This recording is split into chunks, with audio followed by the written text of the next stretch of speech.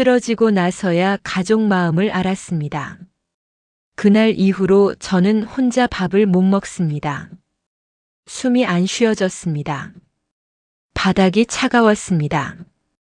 새벽 3시였습니다. 전화할 사람도 바로 떠오르지 않았습니다.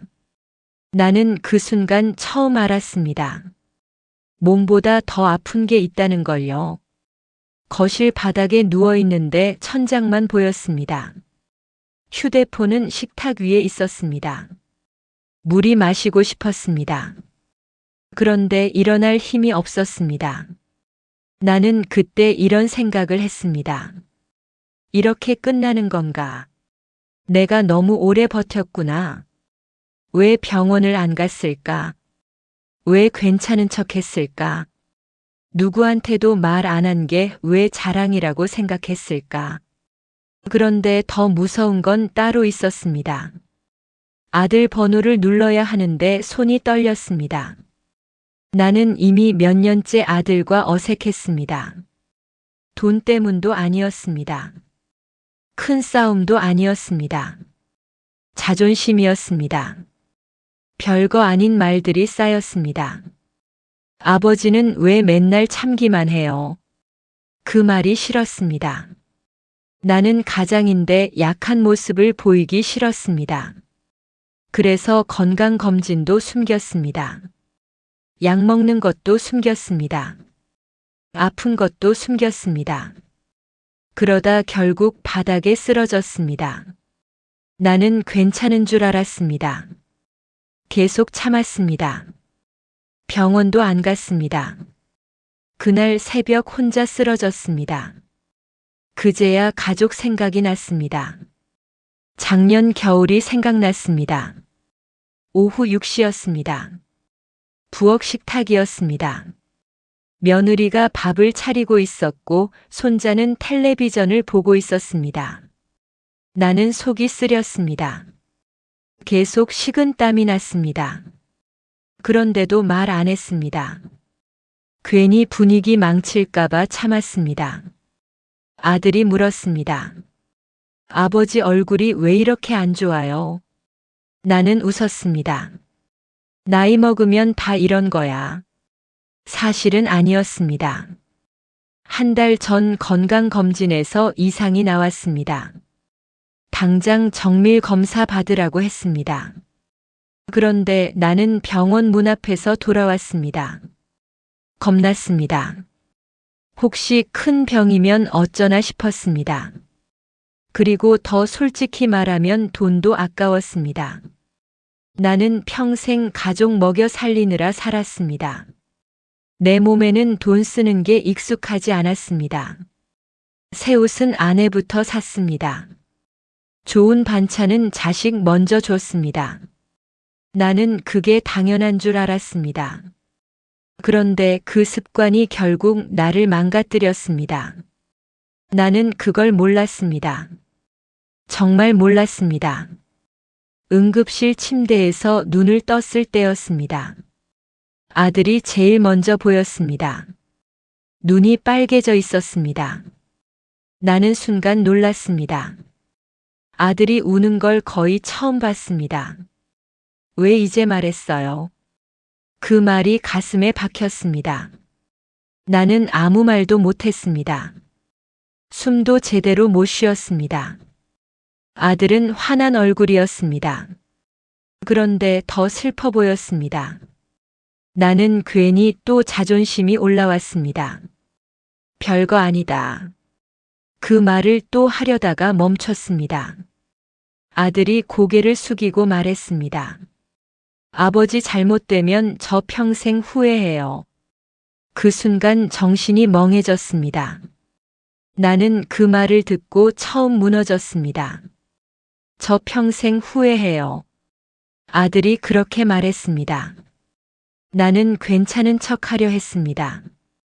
그런데 눈물이 먼저 났습니다. 평생 강한 척만 했습니다. 병실 창밖에 비가 오고 있었습니다. 오전 9시였습니다. 아들은 편의점 커피를 들고 의자에 앉아 있었습니다. 밤새 못 잔 얼굴이었습니다. 나는 괜히 미안했습니다. 괜히 부끄러웠습니다. 나는 속으로 계속 생각했습니다. 내가 왜 이렇게 살았지? 아픈 걸 숨기는 게 가장 역할이라고 믿었나? 왜 가족을 못 믿었지? 왜 도움받는 걸 창피하게 생각했지? 왜 끝까지 혼자 버티려고 했지? 그 생각이 머리에서 안 떠났습니다. 사실 나는 어릴 때 아버지한테 늘 들었습니다. 남자는 참아야 한다고. 약한 소리 하면 안 된다고. 아프다는 말은 더더욱 하지 말라고. 나는 그 말을 평생 믿고 살았습니다. 그런데 병실에 누워 있으니 알겠더군요. 참는 게 강한 게 아니었습니다. 혼자 무너지는 게 가장 무서운 일이었습니다. 퇴원하고 처음 집에 돌아온 날이었습니다. 저녁 7시였습니다. 거실 냄새가 달랐습니다. 며느리가 미역국을 끓이고 있었습니다. 손자는 내 옆에 와서 물었습니다. 할아버지 이제 안 아파요? 그 말에 웃음이 나왔습니다. 그리고 미안했습니다. 나는 그동안 가족이 걱정할 기회조차 안 줬습니다. 늘 혼자 결정했습니다. 혼자 숨겼습니다. 혼자 버텼습니다. 그러면서 가족을 위한다고 착각했습니다. 사실은 가족을 밀어내고 있었습니다. 나는 그걸 너무 늦게 알았습니다. 정말 늦게 알았습니다. 나는 가족 위해 참았습니다. 그게 사랑인 줄 알았습니다. 그런데 가족은 같이 아파하고 싶어 했습니다. 혼자 버틴 시간이 더 미안했습니다. 이제는 말하려고 합니다. 며칠 뒤 아들과 둘이 국밥집에 갔습니다. 오전 11시였습니다. 비가 그친 뒤였습니다. 아들은 수저를 놓다가 갑자기 말했습니다. 아버지 오래 사세요. 나는 웃으려고 했는데 눈물이 먼저 났습니다. 그 짧은 말이 왜 그렇게 고마웠는지 모르겠습니다. 나는 그날 처음으로 아들 앞에서 약한 말을 했습니다. 나도 무서웠다. 아들은 아무 말 없이 물만 따라줬습니다. 그게 참 따뜻했습니다. 나는 그 순간 이상하게 마음이 놓였습니다. 평생 가장으로 살면서 처음 느껴보는 안도감이었습니다. 누군가 기대도 된다는 느낌이었습니다. 혼자 안 버텨도 된다는 느낌이었습니다. 지금도 약은 챙겨 먹고 있습니다. 아들과 통화도 자주 합니다. 가끔 손자가 영상통화도 걸어옵니다. 별거 아닌 일인데 마음이 꽉 찹니다. 나는 이제 압니다. 건강은 혼자 지키는 게 아니라는 걸요. 가족도 그렇다는 걸요. 아픈 걸 숨기는 건 강한 게 아니었습니다. 살고 싶다고 말하는 게 더 용기였습니다. 그걸 이제야 배웠습니다. 늦었지만 아직 늦지 않았다고 믿고 싶습니다. 오늘도 저는 저녁약을 먹고 아들한테 먼저 전화했습니다. 밥 먹었냐? 그 말이 이렇게 따뜻한 말인지 이제 알았습니다. 그리고 혹시 이 이야기가 조금이라도 마음에 남으셨다면 좋아요와 댓글, 구독으로 함께 이야기 나눠주시면 좋겠습니다.